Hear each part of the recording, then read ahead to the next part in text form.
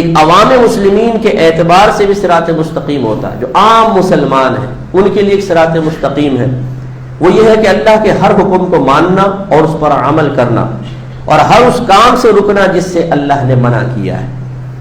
یعنی نچلے درجے کا ہے سب سے. عوام کے لیے صراط مستقیم کیا ہے کہ بھئی اللہ کی فرمانبرداری کرو، اطاعت کرو، گناہ سے بچو، نیک عمل کرو.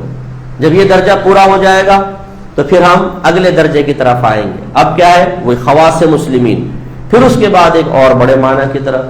تو گویا کہ جب ہم یہ کہہ رہے ہیں کہ اللہ تعالیٰ اہدنا الصراط المستقیم، ہمیں سیدھا راستہ چلا، تو ہم یہ اسٹیپ وائز اللہ سے دعا گویا کہ کر رہے ہیں کہ ہمیں اسٹیپ وائز صراط مستقیم حقیقی پر فائز فرما دے، کہ جس پر پہنچنے کے بعد انسان اللہ کے نافرمانیوں سے بچ جاتا ہے، عقیدے کی خرابیوں سے بچ جاتا ہے، جہل سے، بدعت سے، اور صاحب علم ہو جاتا ہے، اور اس طرح اللہ تعالیٰ کی رضا حاصل کرنے میں کامیاب ہو جاتا ہے.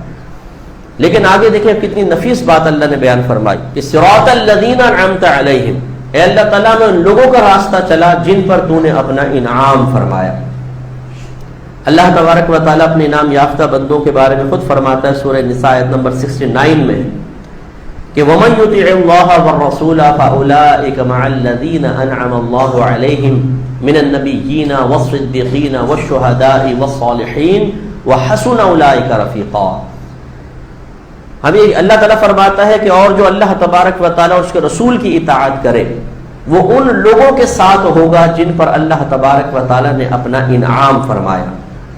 اور پھر اس کی تفصیل یعنی انبیاء علیہ السلام اور صدیقین. صدیقین سے مراد ہے نبی کریم صلی اللہ علیہ وسلم کے جلیل القدر بڑے صحابہ، والشہداء اور جو اللہ کی راہ میں شہید ہوئے، والصالحین اور صالحین میں پھر بقیہ، صالحین مینس نیک لوگ، اس میں باقی سارے صحابہ آ گئے، تابعین، تابع تابعین وغیرہ جو نیک پرہیزگار متقی تھے، پھر اس امت کے سارے اولیاء، علماء، فقہاء، مفتیان کرام جو صحیح العقیدہ اور صحیح بعمل لوگ تھے، اور تمام مومنین مومنات جو نیک ہیں. تو اب غور کیجیے کہ اللہ تعالیٰ نے یہ نہیں فرمایا کہ اللہ تعالیٰ ہمیں سیدھا راستہ چلا ان قرآن اور حدیث کا راستہ، اے اللہ ہمیں سیدھا راستہ چلا قرآن کا اور حدیث کا راستہ، بلکہ اللہ نے فرمایا یہ دعا کرو کہ اللہ تعالیٰ ہمیں سیدھا راستہ چلا ان لوگوں کا راستہ جن پر تو نے انعام فرمایا. اس میں نفیس نقطہ یہ ہے کہ قرآن ایک ایسی کتاب ہے جس میں اگر تھوڑا سا زاویہ نظر بگڑ جائے تو اسی قرآن سے انسان گمراہ بھی ہو سکتا ہے. جیسے بہت سارے لوگوں نے قرآن میں اپنی سوچ اور فکر کے مطابق جب غور و تفکر کیا تو وہ بھٹک گئے، اور بہت سے ایسے ہیں جنہوں نے صحیح غور و تفکر کیا تو ہدایت پا گئے. اور وہ میں پہلے آپ کو نشاندہی کر چکا ہوں کہ جس نے قرآن کو پہلے قرآن سے، پھر حدیث سے، پھر صحابہ کرام کے اعمال و اقوال سے، پھر اس امت کے 1500 سال میں جتنے بڑے بڑے علماء، فقہاء، متقی، پرہیزگار گزرے ان کی تعلیم کی روشنی میں سمجھا، وہ ہدایت پا گیا. اور جس نے ان سب کو ہٹا کر کہا کہ ہم تو براہ راست قرآن کو سمجھیں گے، ایسے لوگ آپ کو آج ملیں گے، ہاتھ میں ان کے قرآن ہوں گے، صرف ترجمہ قرآن، اور وہ کہیں گے کسی مولوی کی تفسیر مت پڑھو، ڈائریکٹ قرآن کو پڑھو، کیونکہ اللہ نے قرآن کو سمجھنا آسان کر دیا اور خود قرآن سے سب کچھ نکالو. یہ ایک ایسا ایک مکتب فکر اس وقت موجود ہے.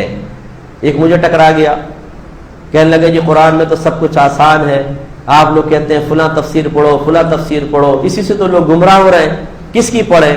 اس کی پڑھے تو گمراہی، اس کی پڑھے تو گمراہی، تو اس لیے ڈائریکٹ قرآن پڑھیں. اور اس کے ہاتھ میں قرآن ہی تھا. میں نے کہا اچھا دکھائیں. ایک کھولا، میں نے ترجمے پہ ہاتھ رکھ دیا، اور پھر میں نے آیت کا کہا کہ اب اس کا ترجمہ کر کے بتائیں، تو بیچارہ نہ کر سکا. تو میں نے کہا تمہیں تو یہ تک نہیں پتا کہ جو ترجمہ کیا گیا وہ بھی صحیح ہے کہ نہیں. تفسیر تو دور کی بات، کیا گارنٹی ہے کہ جو ترجمہ کیا ہے صحیح ہے، جبکہ تمہیں تو عربی آتی ہی نہیں ہے. تو جس کو ترجمہ تک کرنا نہ آتا ہو اور وہ یہ کہے کہ ہم ترجمے سے صحیح مسئلہ اخذ کریں گے، آپ سوچئے کتنی بڑی حماقت ہوگی. اس لیے عافیت کا راستہ یہی ہے جو اللہ نے ہمیں بتایا کہ اللہ تعالیٰ میں سیدھا راستہ چلا ان لوگوں کا راستہ جن پر تو نے انعام فرمایا.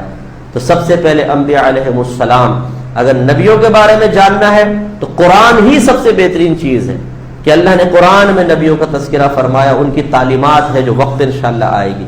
پھر دوسرا صحابہ کرام علیہم رضوان، اس کے لیے حدیثوں کا مطالعہ، وہ انشاءاللہ وقت پہ آپ کو عرض کریں گے. پھر 1500 سال میں، اور یہ میں آپ کو دعوت فکر بھی دیتا ہوں، 1500 سال کے عرصے میں جتنے بھی اللہ کے نیک بندے گزرے جن کو آپ سمجھتے ہیں کہ نیک ہیں، مشہور ہوتے ہیں نا ان کے، آپ تذکرے پڑھتے رہتے ہیں، کتابوں میں ان کے کارنامے لکھے ہیں، ان کے اعمال و افعال کا تذکرہ ہے، ان کی لسٹ بنا لیں۔